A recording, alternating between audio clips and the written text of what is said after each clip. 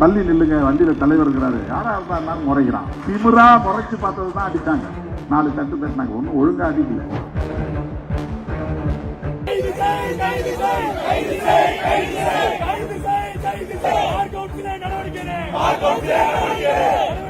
வழக்கறிஞர் மேல் விசிகாவினர் கை வைத்த சம்பவத்தில் அடுத்தடுத்து காத்திருந்த அதிர்ச்சி.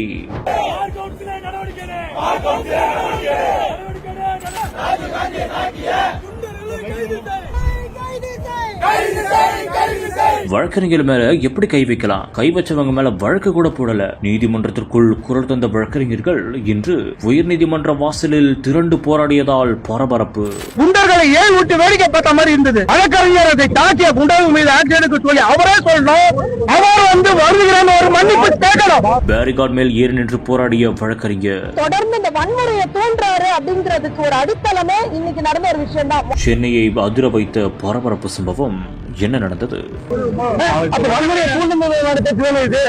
மக்களை எகத்தாளமா நினைக்கக்கூடிய பேச்சு தானே, ஒரு ஆணவ பேச்சு தானே இது.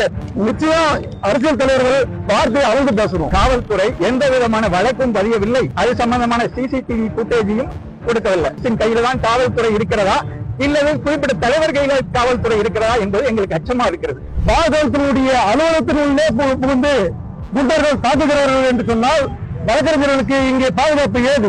எதிர்த்து கேள்வியை கேட்கிற ஒரு முறைச்சால அடிப்பாட்டினா அப்புறம் என்ன சார் பண்ணுவாங்க? பாதிக்கப்பட்ட என்ன பண்ணுவான்? அவருக்கு வேலை இருக்காதா? அவருக்கு போக வராதா?